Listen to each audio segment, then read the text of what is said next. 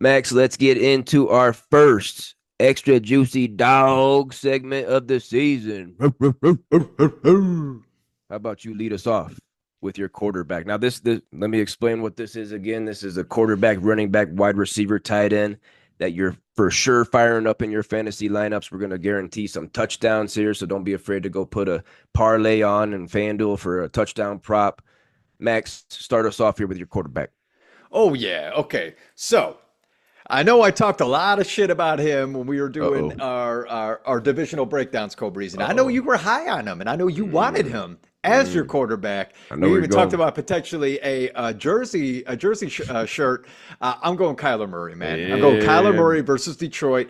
Detroit is ranked 23rd against quarterbacks right now. Last week, Kyler Murray had 266 passing yards, three tutties, two of those to your Marvin Harrison Jr., Cole Breezy, Hello. including 59 rushing yards. That's 30.9 fantasy points. Now, Whoa. the thing that I brought up for the past couple of years, including in the divisional playoff episode that we had for the NFC West, it doesn't look like video games are on his mind, Cole Breezy. It looks like reality and winning in real life rather than in virtual life is what he's thinking about. Okay, this is a guy that's ready. He's back on the field, and Kyler Murray looks great. I cannot believe they just stomped on the Rams. Stomped on him. It wasn't even close. Wasn't even close. Fire him up, everybody. Fire him up. He's looking like a top five quarterback. Cole Breezy, you projected it. You said that you think that he has the potential to do it this year, and he's looking like it. I like him this week, especially against the Lions. That's going to be a shootout too, Cole Breezy. That's going to be fun. Oh, The Lions Cardinals game. that's the highest over under of the week, actually. That Lions Cardinals game for sure. Definitely high on Kyler. You were a little low on him. I got him written down as a brew bet here, so let's not sleep on that. Kyler With me? Murray. With me? Oh, with you. I got him written down here. Are you We'll have sure to it go. was who did that at AFC West with It us? might have been Z. It might I have think it been was Z. Z. I think We'll it go was. back and check the tape. We'll All check right, the all right, tape. all I right. got Kyler written down here, but Kyler Murray, last week you brought up those stats. He's the second player in NFL history with those kind of stats: 250 plus passing yards and 50 plus rushing yards, and a perfect passer rating. He had a perfect passer Perfect. rating. Ooh. He had some incompletions, but I don't know how Yeah. that stat works. Second player in NFL history to do that. Kyler Murray, great pick. Great pick against the Lions. But for my extra juicy dog at the quarterback position this week for week 3, I'm going Cincinnati boys, Joe Mm. Burrow, and that stupid ass haircut he's got. This is so stupid, man. This is so stupid. Main reason I'm going for him, this baby's a must win. We already said that. Joe Burrow, Mhm. he's going to be coming out here clicking on all cylinders. And because they're playing the Washington football Queefs. The Washington football Queefs, they're dead last against the quarterback position in Mm. fantasy through the first 2 weeks. And yeah, this has been a rough start for Joe Burrow. QB 14. He played New England and at Kansas City. But the Commanders, they gave up 4 touchdowns to Baker Mayfield in week 1, the only quarterback to throw 4 in week 1. And last week, the Commanders gave up 2 passing touchdowns to Danny Dookie Jones, who was quarterback 6 in fantasy. Dookie Jones was quarterback 6 last week. Commanders. Okay, you gotta go pick him up. Is it? You're excited?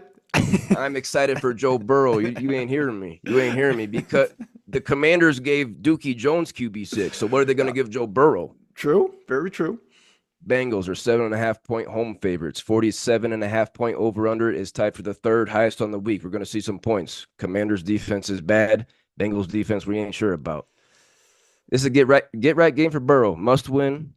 Fire up Joe Burrow. If you got him, start him. Yeah, sure, get some insurance, but start Joe Burrow against the Washington football Queefs. Love that pick, Cole Breezy. Love that pick. I know that your wife Kelly, she needs it as well, as she is 0-2, so she needs a big game from Joe Burrow. 1-1. Oh, she is 1-1. She won last week. She Yep. squeaked one out. Snuck one out. Ooh, I gotta. My bad. I gotta look at these scores. Even again, I thought that you lost too. I thought you lost it, but yeah. That's big dog of the week. Big dog of the week. Come on. Well, if freaking Mooney was in, then Mooney. All right, shaking like a leaf, Bobby. Give me your extra juicy dog at the running back position, Max. All right. So I love this guy. He's on my fantasy team. We're going Josh Uh-oh. Jacobs, baby. Uh-oh. Let's go, Josh Jacobs against Tennessee. Tennessee is ranked 22nd against the run this year. Cole Breezy last week, Jordan Love goes out, right? Jordan Love has a sprained MCL. Who knows when he's coming back? They're talking about potentially him playing this week. I Let's don't not think get it's. crazy. I no way. I don't think so yet.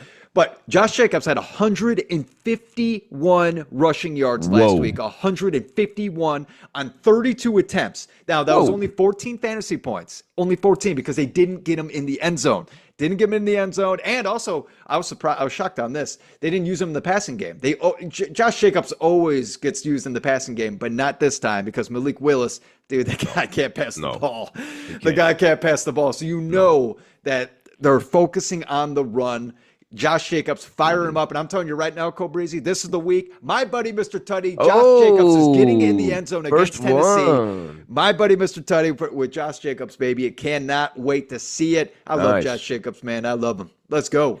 First guarantee of the season. Yeah, I had the misfortune of having to watch that Packers-Colts game last week, and yeah, that's a lot of yards for Josh Jacobs. He had a fumble on the goal line, unfortunately. Fumbled on the goal line. So he could have been a much bigger day. But yeah, as long as Malik Willis is out there, he should be getting 25, 30 fucking carries. And that's nuts. My extra juicy dog at the running back position for week 3 is going to be San Francisco 49er Jordan Mason at the Rams. Currently in full PPR leagues, Jordan Mason is running back 7 this year, filling in for CMC. Week 1, Jordan Mason had 28 carries for 147 yards and a touchdown against the Jets. Last week, 20 more carries for 100 more yards and another touchdown against Minnesota. The 49ers, they're 7-point favorites against this depleted Rams team. Their offensive line is hurt. Puka's hurt. Cooper Kupp's hurt. Defense is hurt. The Rams are 29th so far in fantasy against the running back position. Week 1, they gave up 5.3 yards per rush to Detroit. Montgomery had 91 yards and a touchdown. In week 2, the Rams gave up 231 rushing yards on 5.8 yards per rush to Arizona. 122 and a tutty for Connor. So what the hell's Jordan Mason going to do? He's going to get in that end zone. My buddy, Mr. Tutty, Jordan Mason is scoring this week. The Rams have surrendered 3 touchdowns on the ground through 2 games. Going to be another one here, at least one. I'm not going to get crazy and do a double. But Jordan Mason, he's scoring this week. Real quick, again, on that San Francisco running backs, it just doesn't matter who's in that system and how they made Raheem Mostert a star, how they made even like Jeff Wilson when he was on that team back in the day. Even he had some big games. It doesn't matter who's in that lineup, man. Just think if Jordan Mason was on any other team. I don't think we'd be talking about him. I'm telling you right now. Probably not. Good pick. All right.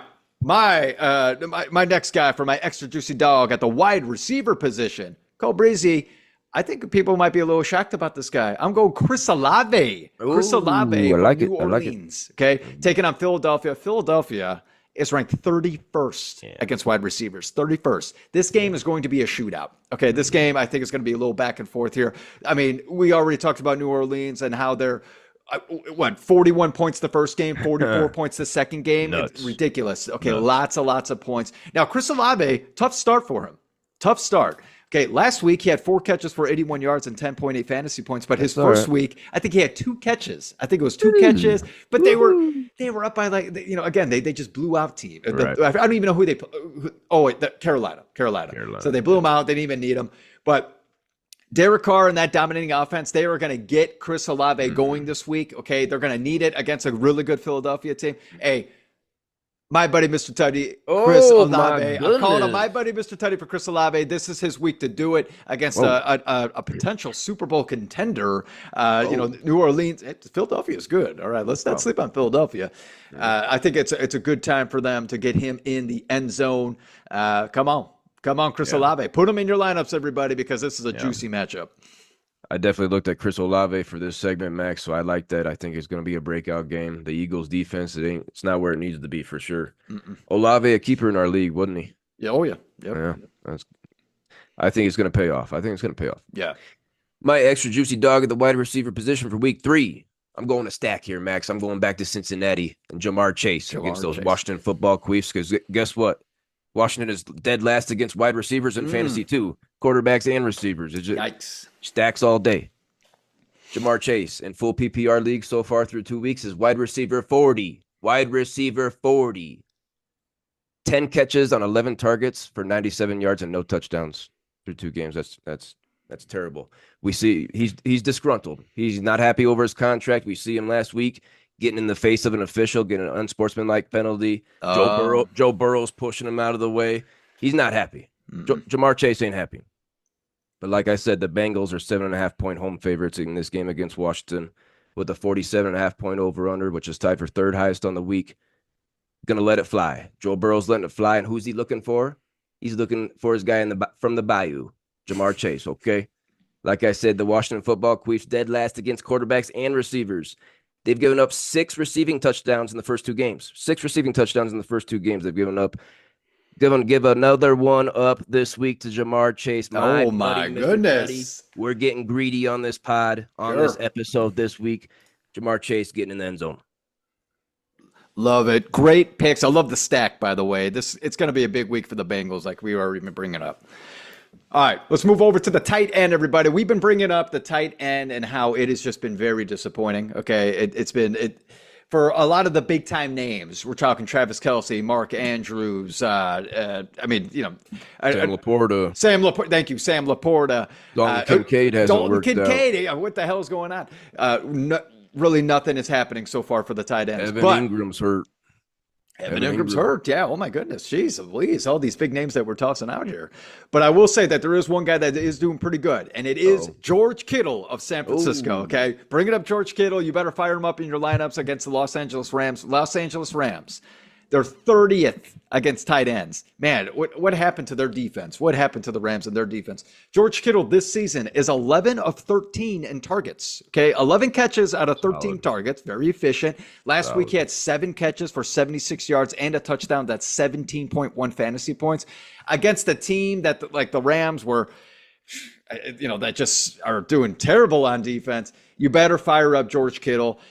The only thing that I'm nervous about is that San Francisco goes up 21-0 in the first quarter, and then George Kittle says, I don't need to play. I don't need to play anymore. That's the only thing I'd be worried about. But fire him up. You're definitely starting him. Because this could be an 80-yard pass out of nowhere, especially against this kind of defense. So fire up George Kittle. No, my buddy, Mr. Tutty over here, though. No, I'm not calling it. I'm not calling it for George Kittle.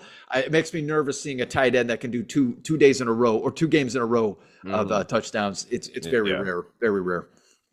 Very rare to try to predict a tight end Tutty, too, for sure. Yeah. George Kittle, I think he's going to be used a lot more with Debo being out, especially CMC being out. Mm-hmm. But I will say, what's making me nervous about George Kittle is the fact that he didn't practice today with the hamstring injury.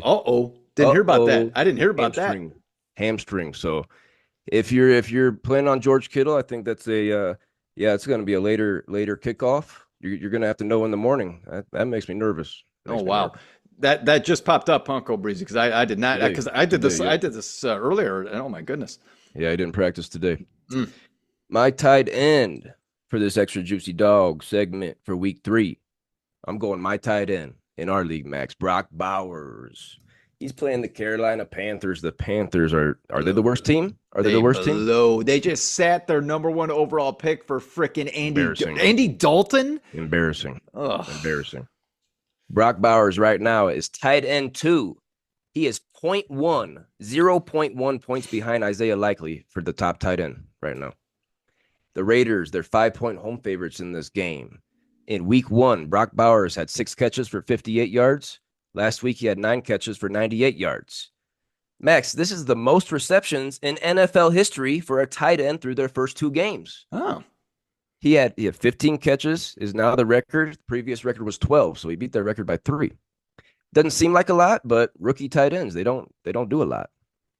And this one's going to shock you, Max. This one's going to shock you. Gardner Minshew, one of your guys, leads the NFL with 55 completions and also leads the NFL, with a 77.5% completion percentage. Stop. He leads the NFL in both completions and completion percentage. That's crazy. And he's tied for second in passing yards. Gardner Minshew right now. He's feeding Devontae Adams and Brock Bowers. All those yards, all those completions are going to those 2 guys. Mm-hmm. Clearly the top 2 targets funneling it to them. Carolina, the Panthers are 31st against the tight end position through these first 2 weeks. They gave up touchdowns to, The Panthers gave up touchdowns to both tight ends Foster Moreau and Jawan Johnson for the Saints in week 1. Two tight end tutties already surrendered. And damn it, I'm going to get greedy, Max. Oh I'm going to my get greedy. goodness. I never want to go 3 guarantees in 1 week. Never want to go 3 guarantees, but it's the first time we're doing this. Maybe I got a little excited, maybe because he's on my team. But damn it, Brock Bowers is due for his first career touchdown. My buddy, Mr. Tutty. Brock Bowers against the Panthers this week. What a great draft pick for you, Cole Breezy, because there was a point where you were getting nervous. I know you were, because he got late into the draft. All the top tight ends were out. But Brock Bowers is looking outstanding. He might be the next he might be Sam Laporta of last season. It's looking like it, the way that the targets he's getting right now. Ridiculous. I definitely was not the plan to wait for Brock Bowers, but it just the draft played out like that, and I believe I got him in the 11th round. So I could be a steal for sure. Mm-hmm.